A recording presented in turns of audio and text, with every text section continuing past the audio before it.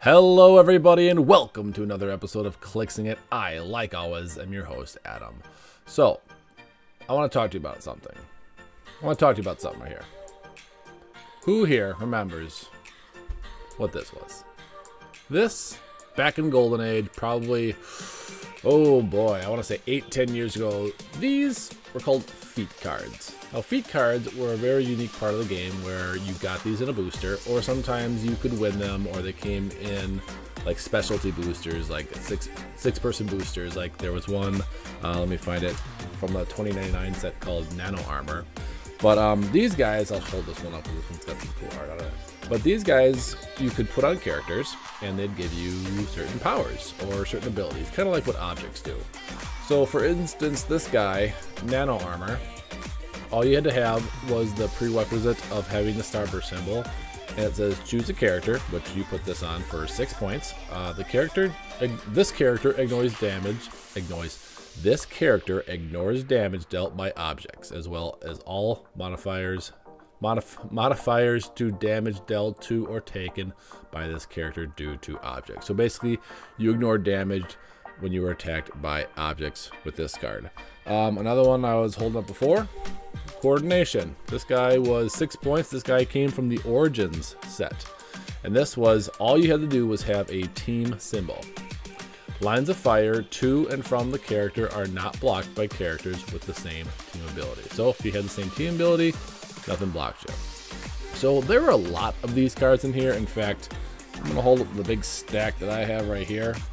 So these are feat cards. There were a ton of them. Now they stopped making these, I want to say maybe around Brave and the Bold area, I think was the last set, but there were tons of them. Now some of the more popular ones, with that Jenga pile off to the side, were ones like Fantastic Four. We talked about this in our last podcast. This little guy costs 0 points, and basically it lets you share the team ability with someone Fantastic Four-wise on your team with everybody else on the field. Didn't matter where they were. So that Sue Storm that we talked about with the 19 defense back then for 57 points, I think it was, could share it with all Fantastic Four keyworded people. Another one I have in here is Repulsor Shield. This one, choose a character. Doesn't matter, no prerequisites. But this character ignored Force Blast, Psychic Blast, and Ranged Combat Expert. Another one in here was Trick Shot, where you had to have Plasticity or Ranged Combat Expert.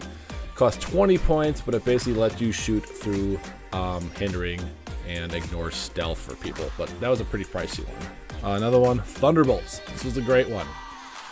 You had to have the Avengers team ability, cost 5 points, and everybody on your team that had the Avengers could choose any team ability, I believe. It could have been just Marvel, but you basically chose a new team ability, and you got that one for 5 points.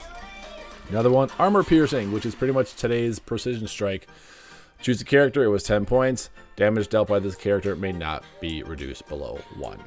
Last one I'll talk about is Nova Blast, where basically when you pulse wave multiple people, you would get your printed damage and not have it reset to like 1 damage where targeting more than people. This was only 10 points, but you did take 2 unavoidable damage after you used the card. Now some of the more expensive ones were ones called Automatic Regeneration. As you can see, I have 3 of them. These were pretty useful for a lot of teams, especially if you had like a Wolverine, or my favorite was to put it on the General. I believe he was from Legacy. General had his last 5 clicks, I believe, were with a regen, so he could just free regen for whatever he wanted to on these, and these are like 20 bucks a piece at the time. And then there was probably everybody's favorite card, which was Protected. Now, I have 3 of these. I've got 2 of the original that came in the Armor Wars, and then this back one was a prize that you could win.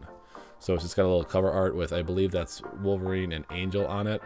And, excuse me, this one only cost 8 points.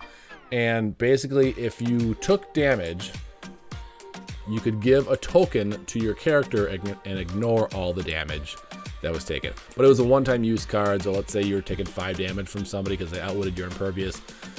If you had a place open for action tokens, now if you had 2 action tokens, you could not use this card But let's say you had 1 or 0 on there, you could just give the guy action token, get rid of this card, and ignore all the damage. So these were pretty fun back in the day. I didn't really like to play these all that much because I felt like they were taking away from what the characters were normally supposed to be doing. Another one I forgot to talk about was In Contact with Oracle, but we talked about this one in our podcast. If you want to know what that one does, check out our last podcast, episode 17. But these guys came in almost every booster. You either got a feat card, a BFC, or a POG, and I'm going to be doing a BFC and a POG video after this one. But feat cards were just, they were a fun mechanic, but some of them were really overpriced than others. That In Contact with Oracle was basically at every team for meta teams. The Protecteds were on people. I knew people that used to play Protected. There was also another card called Fortitude, which costs 25 points that lets you ignore, exploit weakness, and outwit. So a big combo was Fortitude, Repulsor Shield, and Protected. So you wouldn't get Psychic Blast, you wouldn't get outwitted, you wouldn't get exploited, and then if you actually did get hit, you would use that Protected card. Later on, they started going from these hard cardboard cards to these flimsy plastic ones, which I'm not the biggest fan about because they just feel cheap. These ones feel like the cardboard ones just feel more sturdy and they feel like they could last longer. And then even these ones, they weren't even the best. I mean, there are a ton, like I said, let me hold this stack up again.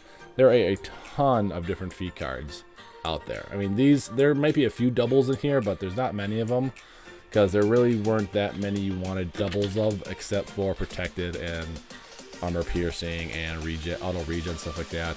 But then like these ones were from, let's see what some of these sets were from. Arkham Asylum. What else? A lot in Arkham Asylum. Brave and the Bold. Secret Invasion. Was that it for these flimsy cards? I believe so. So yeah, they stopped this from around Brave and the Bold, Secret Invasion, Arkham Asylum, whatever one came last. And then they just stopped making feat cards. But, they were fun. They had some value to them, but nowadays they aren't really worth anything. I mean, you could maybe the more popular ones are maybe 25, 50 cents maybe. But a lot of these, I don't even know if people have them anymore in their houses anymore. But I wanted to talk a little bit about feat cards, and what do you guys think about feat cards? Did you like them back in the day? Did you not? What's your collection like? Do you hope they bring something like that back? I mean, I know objects and resources are kind of like feat cards, but not so much. But let me know what you guys think in the comments. Make sure you guys check out our Facebook page if you have any questions for us that you want us to know. If you're watching this YouTube channel, thanks much. Just make sure you hit that subscribe button and the bell icon. And throw us a like if you want to every now and then. And then also check out our podcast on Podbeam or Apple, iTunes, Apple, whatever you guys listen to. We record on Mondays and Thursdays. And finally, if you want to help support the show, check out our Patreon at patreon.com/Clixin It. We can always help with the support. I am going to be doing a big giveaway for our May. If we can reach our $100 a month goal, I'm going to be giving away the Ultra Chase Peggy Carter along with some other really cool prizes. And also, I wanted to plug Jeremiah Pearson. Make sure you check him out on Facebook. He does amazing work on dice cups and click trays and tokens and whatever you can think of, he can make for you. So if you want some custom work on that stuff, make sure you check out Jeremiah Peterson. But like always, guys, stay safe. Thanks for supporting the channel. And as always, keep clicking it.